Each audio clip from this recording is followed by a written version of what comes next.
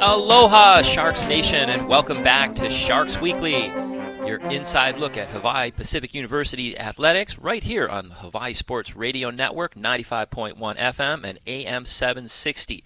We are broadcasting live from Hawaii Pacific University's eSports Arena at Aloha Tower Marketplace, powered by DSE Hawaii.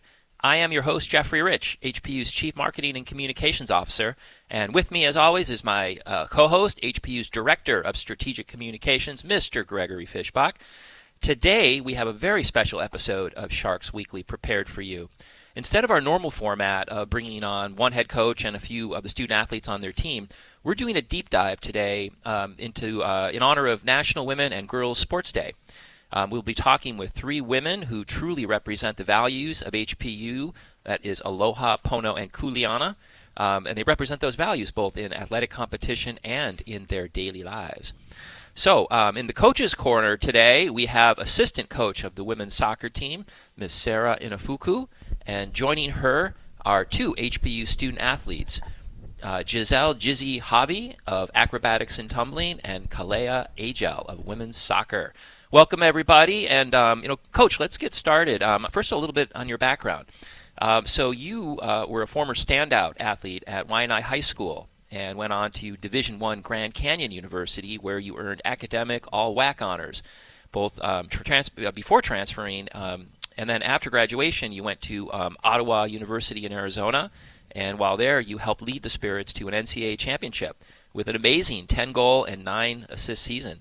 Man, 10 goals, that is like the whole team. I mean, that's a lot of goals in one season for soccer, right? But you did this all while earning an MBA. And after all of that, you came back home to Oahu and became an assistant coach here at HPU in 2021. So, Coach, it's a pleasure to have you on the show today. How are you today, and are you excited to be here? Yeah, thank you so much for having me. It's good to be here. Very excited. Is this your first appearance on Sharks Weekly, or have you been on before? No, this is my first. Okay, yeah. All right. Well, welcome to the show. If you get on 5 times, you get an HPU robe. Oh, okay. No, I'm just kidding. But we should have some kind of a guest gift, right, for a recurring guest. That's a good idea. I like that. All right. Well, we're glad to have you with us today. Next, let me introduce one of our standout student athletes, Jizzy Javi. She is a junior stunter, base, and tumbler from Murrieta, California, and she has been part of the HPU acro team since 2024 and is pursuing a degree in biology and human health sciences. Welcome to the show.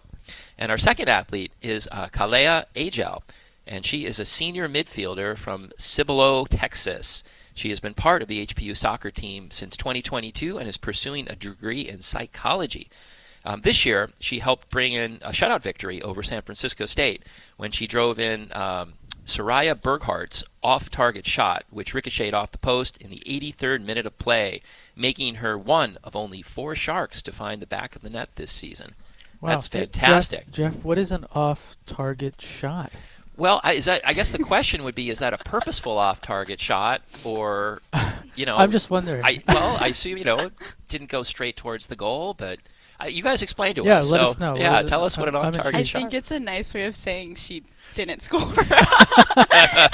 Oh, okay. She hit the post. It was close. She hit the post, and Kalea was right there. Wait, but it went in, right? So yeah. Okay. Yeah. So she still gets credit for the goal, even though she missed the net. I think Soraya missed, and then Kalea hit it off. Yeah. Okay. So official credit goes to Kalea. Nice. Nice. Okay. Well, congratulations. Cleared that up. Well, so tell us a little bit about yourself. Wow. We put you on the spot. Let's see. Grew up in a military family, so playing sports was kind of a big thing in my family. I grew up with 5 siblings, 4 girls in total. We all played soccer and a bunch of other sports, basketball, cross country, track. And yeah, I was born here, grew up in Cibolo, Texas. Decided to come to school here because I wanted to experience where I was born, a million miles away from my family. And ever since then, I've had the best time here. Was soccer always your first love, or did you have other sports that, early in life that rivaled your interest in soccer? Basketball for a long time. I was always debating between the two. Basketball was my first sport at 8 years old, and then got into soccer, and I was actually better at soccer, so I chose soccer. It's probably a good call, especially if you like the sport and you're good at it as well. Jissy, what about you? Maybe give us a little bit of your life story, how you got here. Sure. So from California, obviously. I was originally born in Virginia, but Where in Virginia? Woodbridge, Virginia. Yeah. So mom grew up in D.C. and dad was in Stafford County. So yeah, moved to California around like 2014, and that's when like I had to switch gyms. Obviously, I was a all-star cheerleader, so it was weird, like being in a new environment, and obviously like trying to make new friends. But thankfully, it was pretty easy. Nice. But yeah, I did cheer pretty much all my life. I was born into it. My mom was a cheerleader and she was a cheer coach, so she's also coached me for a good amount of my life. Definitely in your blood. Very much so. Wow. Well, hey, before we get into some additional questions, I just want to remind our listeners that you can text in your own question. That number is 808-888-5481. One more time, 808-888-5481, and we welcome your questions for our coach and our student athletes today. So, Coach, today's show is about National Women's and Girls in Sports Day. Why is that an important day to you? I think women's sports has made like a lot of drastic changes in the last few years, but there's still like a lot of room for growth. And so I think like with anything, in order for it to continue to grow, there has to be some intentionality. And so obviously this day isn't going to change everything, but I think it's important to the bigger picture of just bringing more awareness and more opportunities for people, and just reminding everyone that it's just, again, it's something that if we want it to continue to grow, it's something that we have to continue to pour into. So that's why I think it's stuff like this is important, and also just for other girls and people to hear that it's something that we still want to pursue and something that we want to put time and effort into. Yeah, absolutely. How have you seen women's sports and opportunities for female athletes change over the course of your career? I'd like to think my career hasn't been that long. I'm still kind of young, but it definitely, again, like women's sports has changed so much in the last few years, and so I've had the cool opportunity to grow up in a time where women's sports wasn't huge. I actually remember in, I think, 2007, there was like this whole campaign with Nike, and the slogan was "the greatest team you've never heard of." And I remember watching it as a kid going, what is this? And it was actually to promote the U.S. women's national team for the World Cup that year in 2007. Yeah. And I grew up playing soccer, and I never knew about this team, or didn't really know anyone, never watched them, didn't realize they were the best in the world, and they were so dominant at that time because women's sports just wasn't there wasn't a lot of money or time in there, so they were one of the best by far. And so after that campaign, I got locked into women's soccer and on that level, and I was like, oh, this is really cool. But I think that speaks volumes to just, again, I mean, that was almost 20 years ago, but again, they were a team that slogan fit so well. They were the greatest team that no one knew. Yep. And now I think a lot of people, a lot of those names are mainstream names now. When you ask people who are some athletes they look up to, they'll name women's soccer players. And that's really cool. And I think that, again, just speaks volumes to how much, I mean, I'm just speaking on women's soccer, but I think in general, just the sports has changed. Just even thinking about basketball and Caitlin Clark and the WNBA and all those players. And I was thinking of that exactly. Yeah, right. And even the Olympics, some smaller sports rugby with Alona Mar and how much social media has changed things. It's really cool to see that people are getting into other things.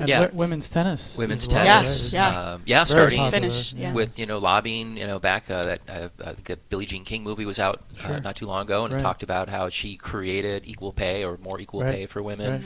I think the time that you mentioned and that soccer team was an inflection point for women's sports for sure, because I remember that era too, and that's really when women's sports really got on the radar and became mainstream. And now, whether it's the WNBA NCAA or women's sports in college, they are taking control of athletics across this country. It is, more exciting than I think a lot of the men's sports are. Yes. Yeah. Well, hey, all right, so let's get into some more questions, but I am getting a heads up that we need to take a quick commercial break. So before we do that, I want to remind you to text in your questions to 808-888-5481. And before we go, I want to pay homage to one of our amazing sponsors. Greg, do you have one you would like to shout out here? At DSE Hawaii, formerly D Suhiro Electric Inc., we are dedicated to consistently providing work in the most efficient manner. With over 3 decades of experience and expertise in the electrical industry under our belt, we have worked tirelessly to ensure that our performance represents our company's mission, providing customer care. Excellent. Once again, mahalo to DSE Hawaii for supporting Sharks Weekly and the Sharks with their donations to HPU Athletics. Excellent. We will be right back after this quick commercial break. And welcome back to Sharks Weekly on the Hawaii Sports Radio Network, 95.1 FM and AM 760. We are back with Coach Sarah Inafuku and student athletes Jizzy Hobby and Kalea Agel. So, and remember, too, to text in your questions, 808-888-5481, and include your name. So let me get back into some questions. Since we are celebrating National Women's and Girls in Sports Day, I'd like to ask each of our student athletes what it means to you guys. So maybe if you want to kick us off, Jizzy? Yeah, sure. To me, it really just means like showcasing like women empowerment and showing the world like how us women are like truly like passionate and like just like really showcasing our strength and grit that we have for our sports. Very nice. What about you, Kalea? Personally, for me, it's like a reminder that being a woman in sports has really shaped who I am today, both on and off of the field. It's taught me discipline, confidence, and how to handle adversity. And it's given me a voice and a purpose bigger than myself. It really just makes me think of my little sisters and all of her friends, like, who've looked up to me, and I just love being that person, and I can't wait for them to want to be that person for others someday. Yeah, that's something that you realize as you grow up, that you have role models when you're young, and then you become a role model at some point, and modeling good behavior, strong performance, teamwork, all of those things becomes critically important. Was there a moment growing up when you realized that sports could be a place where you belonged and you could thrive? Honestly, the first time I touched a soccer ball, I just knew, like, this is my love, this is my passion, and I want to do this for as long as I can, and just make something out of it and motivate and encourage others to find their passion and love for a sport that they love. Very nice. Well, Jizzy, you are incredibly talented, and in high school, you were named MVP for your high school stunt team. Yep. And people around HPU Athletics, particularly the Strategic Communications Office, I'm told, think that you are tracking towards even higher honors in the future. How do you think people around you in your developmental years influenced your journey to become such an amazing athlete? Well, so since both my parents are pro bodybuilders, so like growing up in a household full of discipline and just like being like nitty gritty and stuff like that, and also being like growing up in a part, just growing up in one of like the top California All-Stars, shout out, one of the top all-star cheer gyms in the country in San Marcos. Just being around like high-level athletes has like kept me like just sorry. It sounds like that's been a model for how to carry yourself, and again, that's that subconscious sort of role modeling that we all see in people that we take in, and then we model that behavior, and having those role models is just so critically important. Exactly. Yeah, it just kept me disciplined and really just shaped me who the athlete that I am today. Today, yeah. are they still continuing to inspire you and mentor you, or is it? Indeed, Yeah. for sure. That's great. Well, Kalea, not only are you an elite athlete, but I've been told that you are a highly influential member of our student government. Could you tell us a little bit about what you've worked on as a member of HPU student government? Yeah, so I'm the athletics senator for HPU's Student Government Association.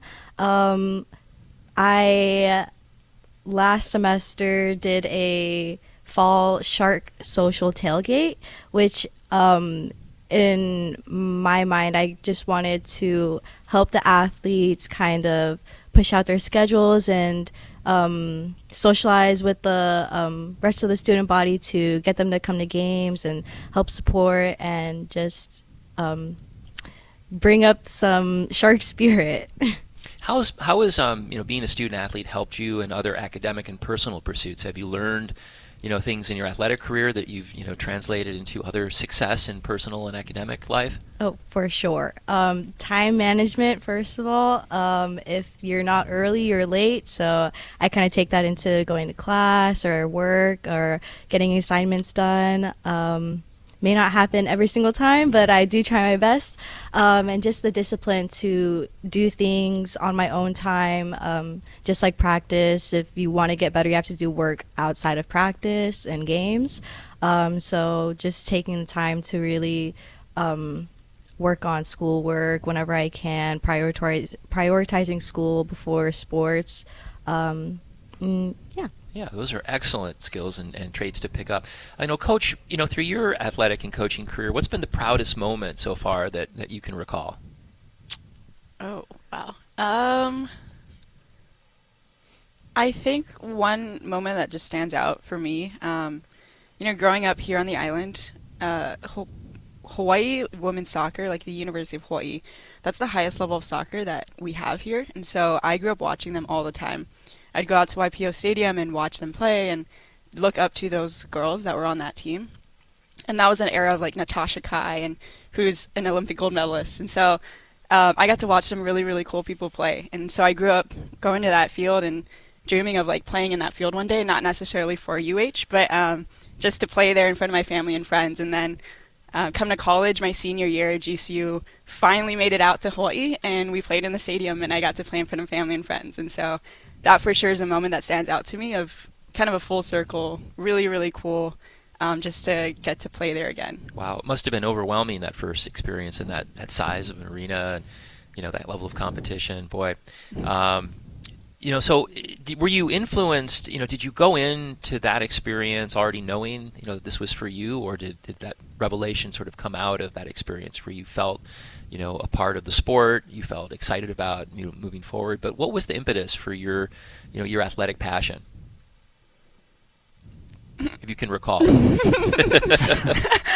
I mean, I've just always been around sports, like just a family where we always played. So I honestly couldn't remember the first time I ever kicked a soccer ball or threw a football or anything. Like, it was just every time. Like, I'm the youngest of 5, and so I have 3 older brothers, and that was just life. Athletic family, everybody. Yeah, didn't have something. a choice, I don't think. So, which thankfully I love sports a lot, so it was totally fine. And like Kalea said, sports gives you a lot of just areas of things that you can take into life, and so it's been cool to be able to continue that with coaching and just being around athletics, and then also using those things that I learned as an athlete in life. So yeah, you carry those lessons forward. Coach, if you could play another sport, like be like really, really competitive at another sport you've never played, what would you choose? I've never played. You haven't played yet. That's tough. I think I've played everything. You played everything? Okay, maybe one that you have played, like something else that you'd like to just venture into. I always wish I'd played volleyball more. Oh, okay. That was kind of in our family. It's kind of volleyball and soccer are the 2 big ones, and right. I chose soccer. 2 big sports in Hawaii. Yeah, Volleyball for and soccer, sure. yeah. So I love playing for fun volleyball. So Yeah. The volleyball. gym kind or the beach volleyball? Both. Oh, Yeah, okay. I mean, I'm kind of short, so I think I have an advantage in beach because I can move fast. Right. And on the court, I just get, jumped over and for sure. stuff. So Don't you play beach volleyball? Yeah, a little beach volleyball. Yeah. One of my more favorite sports, I would kinda say. remember that, yeah, now that my right. football days are over with. But Greg, I think we got to take a commercial break here in a second. But before okay. we do, I wanted to take a look back at HPU sports and maybe get some highlights. Okay. So what can you tell us? What's happened last week? The Sharks saw several seasons kick off this week, as well as a couple of strong milestones. Softball and baseball both opened their seasons on a strong foot, with Coach Alex Takamura of HPU softball tallying his first collegiate win against Colorado Christian at the Concordia Kickoff Classic, and Coach Dane Fujinaka of HPU baseball securing his 100th win against Cal State Congrats, LA right Dane. here at the Oahu beautiful Hans Larange neighborhood park in Waipahu. Men's tennis secured 2 big wins against Hilo on the Big Island in exciting fashion, with both matches coming down to the final singles point. Wow. Women's tennis took on Chaminade at the Kailua Racket Club, sweeping the Swords in a dominant fashion. Beach volleyball also started their season this week at Hunakai Park, visiting conference rival Chaminade, with Ella, how do you say this, Jeff? Schroen? That sounds good to Okay, me. Yeah. and Rosie Larkin taking the sole HPU point in the duel. Our basketball teams have been putting in the work on the road, facing Westmount, Vanguard, and Azusa Pacific. The men's basketball team brought in a big wins at Vanguard and Azusa Pacific to keep them ahead of Westmount and move them to second in the conference. Woo, that was a lot, bringing us back to a National Women's and Girls in Sports Day. We'd like to give a shout out to our Assistant Athletic Director of Strategic Communications, Bailey Furman, who is keeping up with all of this for us. Thanks, Bailey. We appreciate you. Thank you very much. That was a lot. That was exciting stuff this week. Yeah, and thanks to Wow. Bailey, and thanks to Texas Powers, who keeps us rolling with the show. So I know we're a bit behind here, so we're going to run to a quick commercial break, but we will be back in a moment. You're listening to Sharks Weekly. And welcome back to Sharks Weekly on the Hawaii Sports Radio Network, 95.1 FM and AM 760. We are talking with assistant coach of women's soccer, Sarah Inafuku, and student athletes, Kalea Agel and Jizzy Hobby. But before we jump back into the conversation, we'd like to take a moment and remind you of some exciting upcoming events here at HPU. Greg, what do we have in store here this coming Well, week? it's exciting. You know, Sharks Nation, next week is homecoming week, and we have a lot of fun activities planned for our HPU students. Be on the lookout for e-screens around campus for more exciting events exclusive to you. Homecoming week runs from February 8th through the 14th, ending with Homecoming Doubleheader Spectacular at the Shark Tank as our men's and women's basketball teams take on Fresno Pacific. It's a night you don't want to miss. I mean, annually, that's the day we see Jeff get his basketball shoes God. on, and he competes at the staff. What is it? The staff. The halftime, halftime of game, homecoming, we have faculty staff and basketball. we see some amazing basketball. Yeah, and So- I missed last year, and Are you going to miss this I year am too? going to miss this year too. But I say this every I can't year. believe- I I can't- have one more year before I tear my ACL, so I'll take We it. look forward to this every year. We have to get you back on the court. Okay. I got double booked that weekend, but I will be back next year. All right, I next year promise. then. So, but hey, let's jump back into the conversation. Jizzy and Kalea, I'd want to ask you guys, who would you say is the most impactful person in your life as a female athlete? As a female athlete, for me, I'd probably have to say my mom, because she's been there right by my side through like the hard times and the best times of my cheer career, and I still feel her like right by my side while I'm out here in Hawaii. Yeah, so she's really been like my right hand. And she had a man. chance to come out and see you play? Not yet, but we had a meet last year against Azusa, and she was able to come out there since we're like 45 minutes away from there. Yeah. So Nice. Well, yeah. hopefully we'll get her out here to Hawaii and Yeah. no fingers enjoy. crossed. Kalea, what about you? The first person that comes to my mind is my older sister, Jazzy. Shout out. But not just her. I think all my sisters really impacted me as an athlete. Just growing up competing with each other, but like for each other. But my older sister, she kind of paved the way for all of us, being the first one to play collegiate soccer and making me want that dream, making me want to do that. and just me pushing myself to either be better than her, or me pushing myself to be a role model for my other siblings. Like, she's just the one that I look up Yeah. to. Wow. Again, it's back to that role modeling, that influential sort of person in your life that just has such an impact, demonstrating that if they can do it, I can do it, and then the encouragement that you get from those important people in your life. Coach, so, you are in the prime of your athletic career, with your best days happening now and in the foreseeable future for sure. But if you could go back and give your younger self some really good advice, what would you say to yourself? I think I would say don't stress on making mistakes. I think especially when I was younger that it weighed very heavily that my identity was so solely tied into my performance as an athlete, and that's a lot of pressure for a little kid to feel like my value is in a goal or in a pass or something like that. And it actually, I think looking back, I probably would have been a lot better if I just didn't worry about making mistakes. And not that I didn't try, but there were definitely moments that I was afraid to do things because I was afraid of making a mistake. And I think, once I kind of got over that and I put my identity into something bigger, I was able to play just freely, and it took that pressure off, and I actually got better. Do you remember the moment when you got past that fear, and did you feel it at that moment? Honestly, it got to a point where I was so sick of soccer that it took quitting. Not that I'm suggesting don't quit. But and that's what it took for me to realize just how much my identity was in soccer, and that I felt lost without it. And it was just such a weird juxtaposition almost, where this thing was making me so frustrated and so much pressure, yet without it I was I don't know what I'm supposed to do. But that's really where I learned and grew, and going back to soccer after that was so much, again, just a weight lifted off, and I could just perform as freely as I wanted to. And again, I was so much better because I didn't feel oh, I can't make this mistake. It was no, I was willing to try and to work hard, and if I made a mistake, I knew that it was okay because I could work back to fix it. And that's I think that's huge, especially for kids. You're going to make mistakes. It's okay. Yeah. It's how you react to those, and that's what causes resilience and confidence, is to push past those times. It's fantastic advice. What have you found to be the most rewarding part of coaching female athletes? Well, one's right here. No, no, for sure though.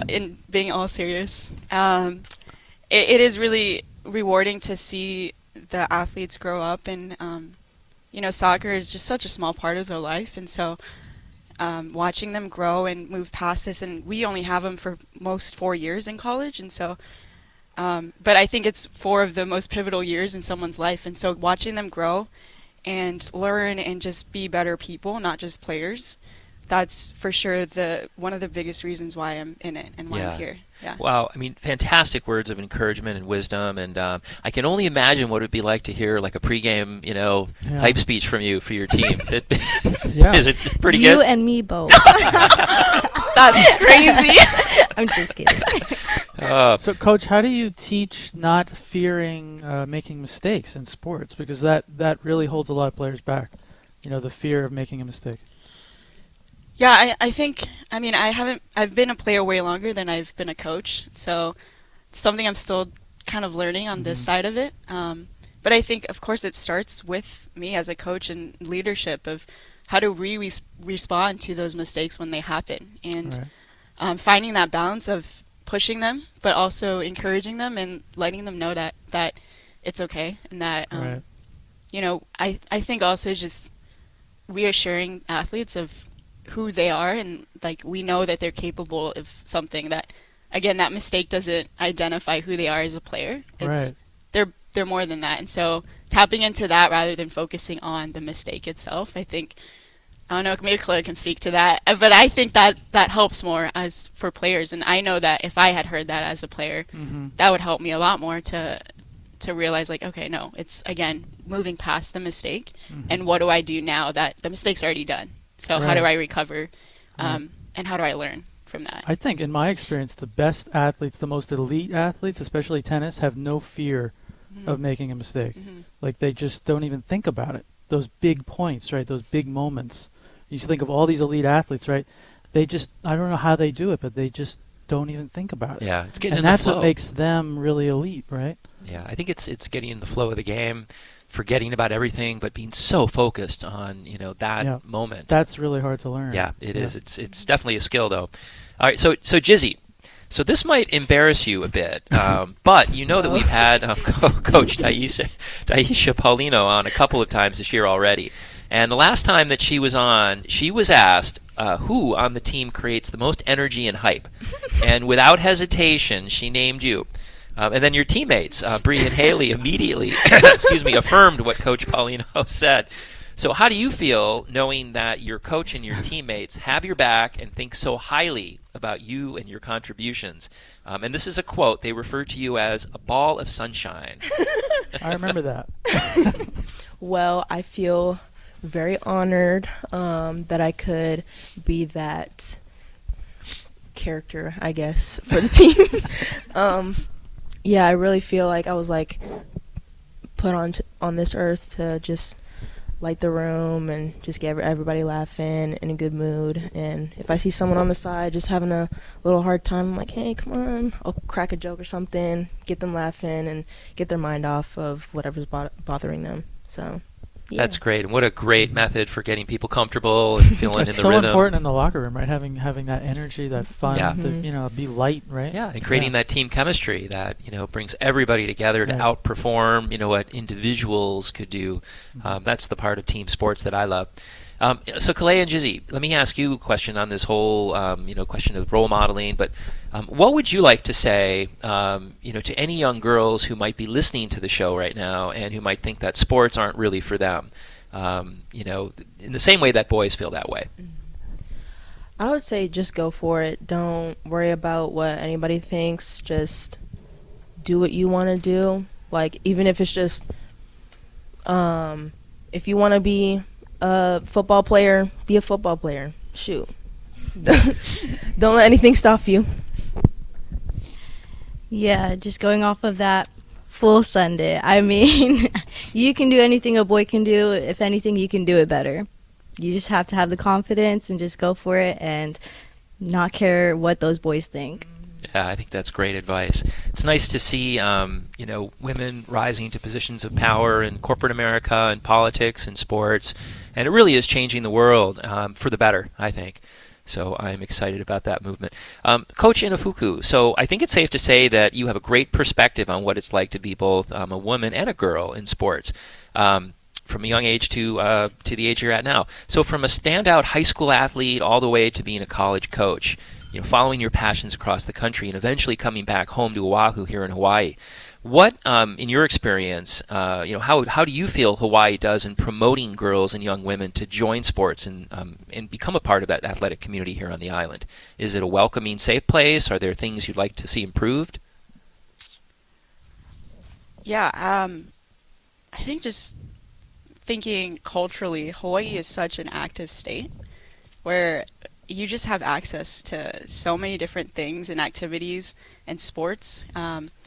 I can only kind of speak with soccer as far as youth goes, but I mean, there's teams and leagues for everybody, which is really cool. It doesn't matter your skill level, whether you're playing for the first time or you've been playing for 10 years. There's a team out there that you could totally join and learn the game from. And again, with soccer and just this state, you play year-round here, which is so nice.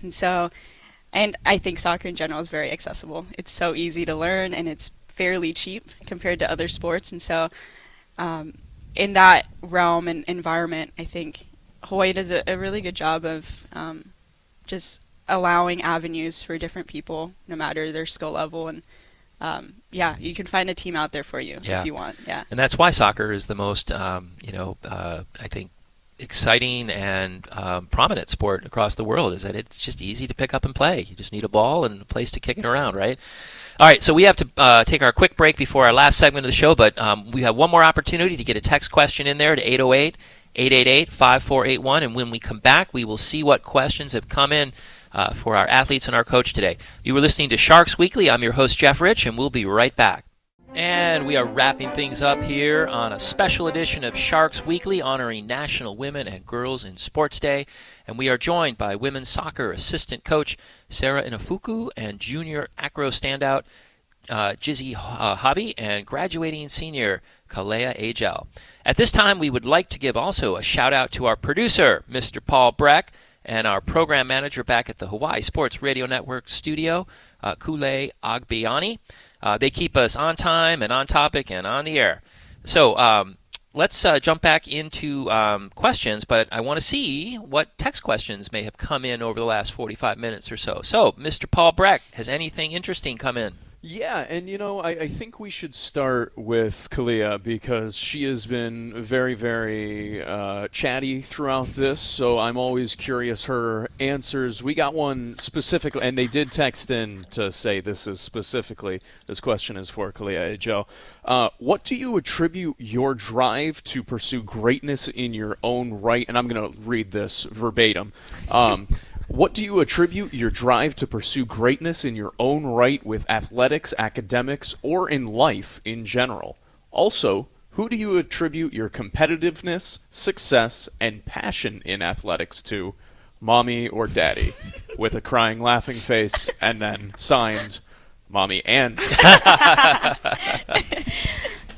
Wow, that's a great question. I don't know where you came up with all of those words in that first one, so I'm just going to move on to the second. And,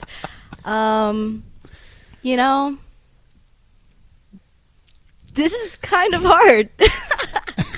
I don't think I can choose one, but if I'm going to have to say, I'd say my mom because she's my GOAT. But my dad definitely did teach me a lot of things, just discipline, being the military man that he is, and he's actually the one who would make me and my sister run after games, win or lose, run around the whole complex because not knowing it at the time, I was like, oh, this is the worst. I hate this. But then over time, or as I got older, I appreciate what he did because it helped me stand out on the teams that I was on growing up, being one of the most endurance players.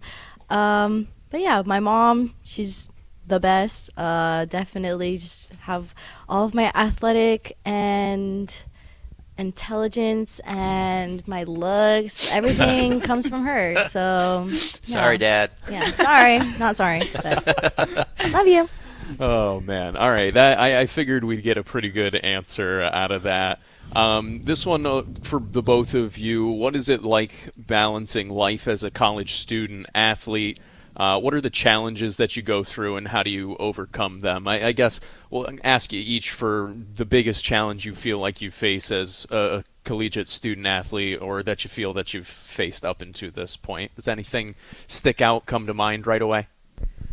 I feel like the biggest challenge for me at least is procrastination.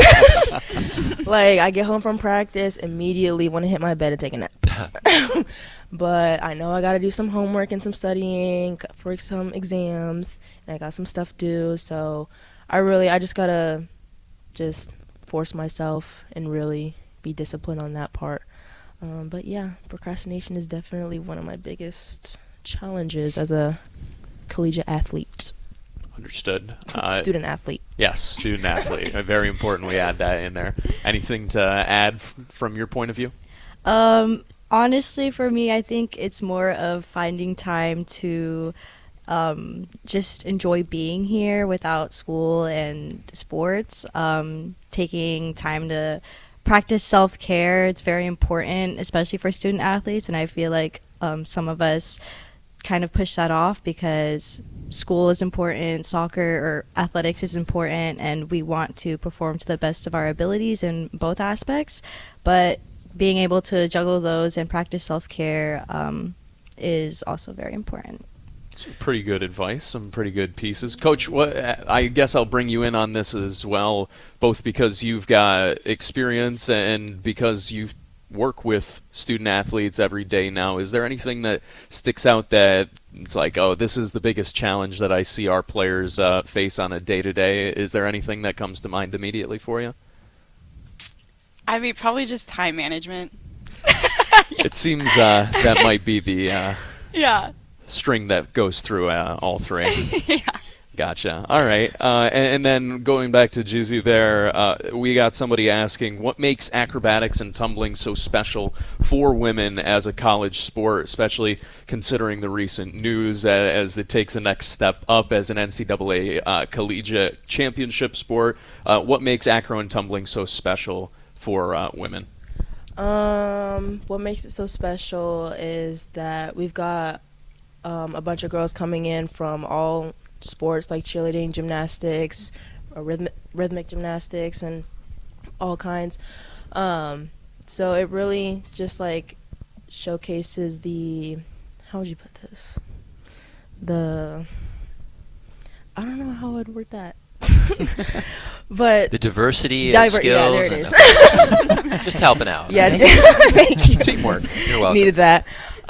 Yeah, just the diversity of each athlete and how like each athlete can like grow, learn new things, and get stronger as the seasons go on. But yeah. Gotcha. And then wrapping things up here, we got about 2 minutes left. I do want to give you one last text question that came in. What made you choose HPU? And that can be for both of you. And, you know, in an era of the portal, what has kept you at HPU as well?